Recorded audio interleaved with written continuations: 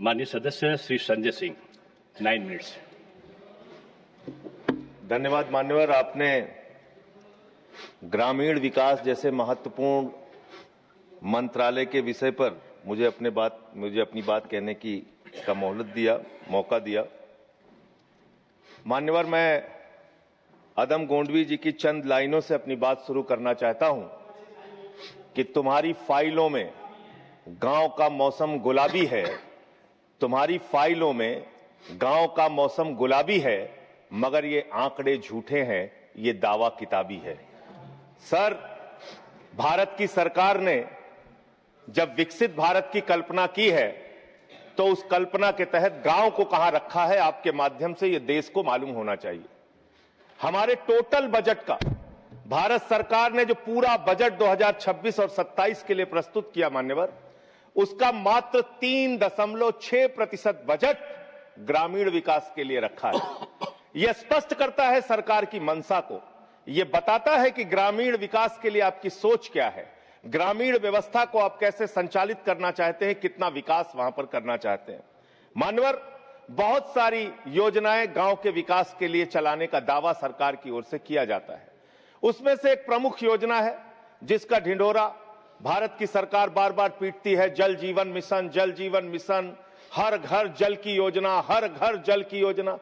वो जल जीवन मिशन क्या है मान्यवर, जिसके ऊपर आप लाखों करोड़ रुपए अब तक खर्च कर चुके हैं। गांव गांव में पाइप से पानी पहुंचाने के नाम पे लोगों से आप पैसा लेंगे, वहां की जनता को मीटर लगा के पैसे की वसूली करेंगे, जो व्यवस्था पहले नहीं थी। उसके बाद आपने गांव गांव में सड़कों की खुदाई कर दी। जो ग्रामीण व्यवस्था के अंदर जिला पंचायत से सड़क बनी थी, ग्राम सभा से सड़क बनी थी, जो गांव के विकास के लिए पैसा लगा था, उसको जल जीवन मिशन के तहत सड़कें खोद के, गांव के रास्ते खोद के उसको बर्बाद करने का काम किया गया।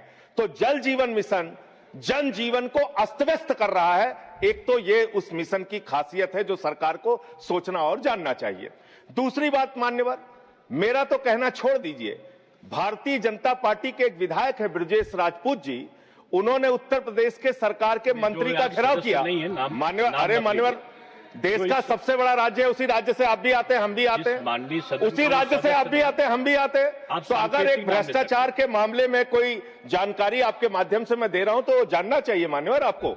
मान्यवर, रूरल डेवलपमेंट के नाम पे इस जल जीवन मिशन में गांव गांव में टंकियां बनाई गई। उन पानी की टंकियों की हालत जाकर देखिए। वो पानी की टंकियां उद्घाटन से पहले उजड़ जाती हैं, उद्घाटन से पहले उखड़ जाती हैं, टूट जाती हैं, गिर जाती हैं। 5-5, 10-10 करोड़ की टंकियां, पाइपलाइन जो है वो टूट जाती है। तो मैंने तो इसका मामला सबसे पहले उठाया था, तब सरकार ने हमारी बात नहीं सुनी, कई मुकदमे मेरे ऊपर उल्टा करा दिया। लेकिन इनके एक विधायक ने मान्यवर अपने ही मंत्री का घेराव कर लिया, विजेश राजपूत जी ने, और बीजेपी के विधायक ने कहा कि इस योजना में जबरदस्त भ्रष्टाचार है। इसलिए यह योजना भ्रष्टाचार की भेंट चढ़ चुकी है। दूसरी बात आते हैं, आपने गांव के अंदर जो तमाम और स्कीम शुरू की और उसकी हकीकत क्या है, कितना बजट निर्धारित किया, कितना खर्च किया। आपने मान्यवर मनरेगा के तहत 25-26 में 86,000 करोड़ रुपए निर्धारित किया था बजट में, और इस बार 26-27 में आपने 88,000 करोड़ रुपए मनरेगा के लिए निर्धारित किया। जब आपने 86,000 करोड़ रुपए निर्धारित किया तो आपकी गारंटी थी 100 दिन की। जब आपने 88,000 करोड़ रुपए निर्धारित किया तो आपकी गारंटी है 125 दिन की, और आप कह रहे हैं हम 60% भागीदारी करेंगे। पिछले कई वर्षों से, जब से प्रधानमंत्री नरेंद्र मोदी जी बने हैं इस देश के, और जब से भारतीय जनता पार्टी की सरकार है, मनरेगा की स्कीम में इस सदन के अंदर मैं पूरे जिम्मेदारी से बोलना चाहता हूं, एक भी साल में 50 दिन से ज्यादा आपने रोजगार नहीं दिया। मनरेगा स्कीम को आपने मारने का काम किया, खत्म करने का काम किया, और उसके बाद आपने कह दिया 40% राज्य सरकारों की हिस्सेदारी होगी। जो राज्य सरकारें ज्यादातर घाटे में चल रही हैं, चलिए वो भी आपने कर दिया जो आपको करना था, आपने स्कीम पास कर दी जी राम जी की।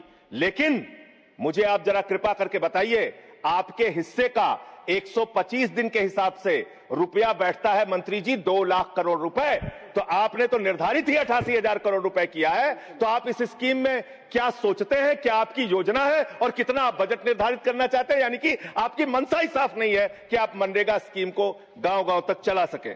इसके बाद मान्यवर आते हैं, एक मिनट माननीय मंत्री करना चाहता हूं कि जब मैं बोलूं तब आप सुनने जरूर उपस्थित रहना, बोल के चले मत जाना, एक एक चीज का जवाब दूंगा।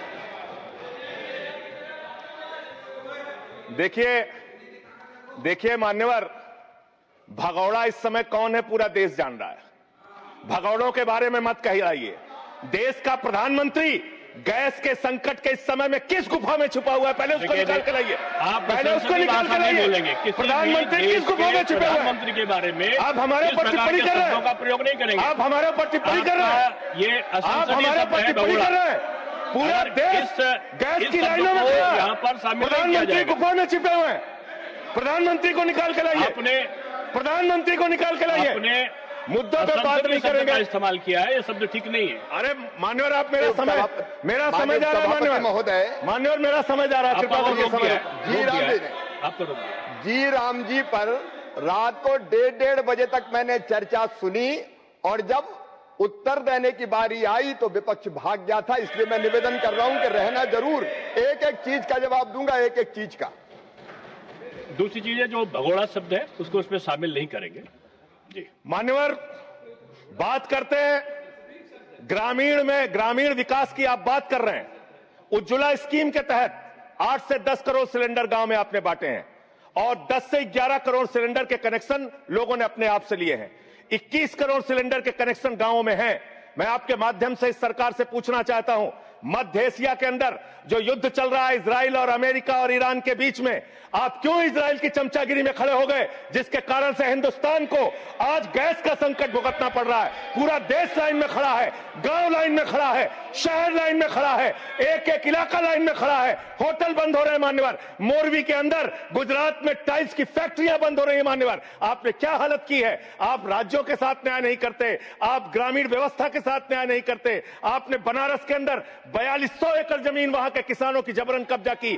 2013 का जो अधिकरण का नियम है वो नियम आपने लागू नहीं किया। वहां लाठियों से किसानों को पीट के प्रधानमंत्री के संसदीय क्षेत्र में जमीनें कब्जा करने का काम आपने किया। जो पंजाब पूरे देश का पीडीएस सिस्टम चलाता है, 50% भागीदारी पंजाब के किसानों की होती है। आपने पंजाब के रूरल डेवलपमेंट का 8,000 करोड़ रुपए मार के बैठे हुए। आप बताइए क्यों आपने पंजाब का हिस्सा नहीं दिया? क्यों आप वहां के साथ सौतेला व्यवहार कर रहे हैं? बताइए इस देश को और पंजाब के लोगों को। वहां पर बाढ़ आई, आप भी गए थे मंत्री जी वहां पे दुख जताने के लिए। आपने वहां की भयावह परिस्थितियों को देखा था। बावजूद इसके 1600 करोड़ रुपए की मदद आपने घोषित की थी। 16 पैसे आपने पंजाब को नहीं दिए। 16 पैसे। यह आपकी दुर्भावनापूर्ण नीति है जो राज्यों को भुगतनी पड़ रही है, जो देश को भुगतनी पड़ रही है। और ग्रामीण विकास के नाम पर आपने इस देश के गांव में रहने वाली जनता को लगातार धोखा देने का काम किया है, लगातार उनको ठगने का काम किया है। चाहे वो आंगनबाड़ी की स्कीम हो, आंगनबाड़ी की कार्यकर्तियां, हर काम में उनको आप लगा देते हैं, लेकिन आप उनको पैसा देने के नाम पर आपको हंसी आएगी, हंसी आएगी, हंसी आएगी।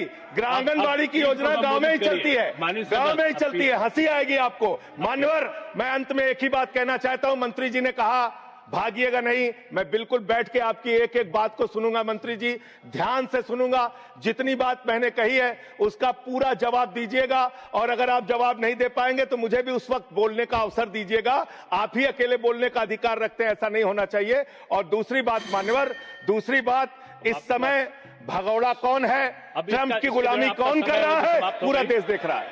माननीय, जो भी चर्चा के दौरान जो भी सदस्य असंसदीय शब्द आया होगा वो शामिल नहीं होगा चर्चा में। अब अगर है तो नहीं होगा, अगर असंसदीय नहीं है तो शामिल होगा।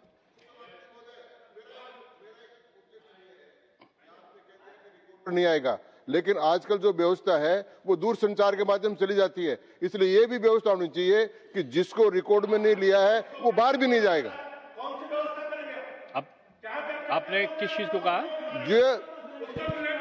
जिस चीज को सारी व्यवस्था करेंगे, जेल के शिक्षों में रहोगे और रहे और रहोगे। नहीं बोल सकते, आप सीधे बात नहीं करेंगे माननीय सदस्य, आप सीधे बात नहीं करेंगे। आप सीधे बात नहीं करेंगे, आप पीठ को संबोधित करिए, आप पीठ को संबोधित करिए। ये आमने सामने बहस का मुद्दा नहीं है। आप संसद में हैं, माननीय संजय सिंह, माननीय सदस्य, आप पीठ को संबोधित करिए। आप इस तरह से बात नहीं कर सकते।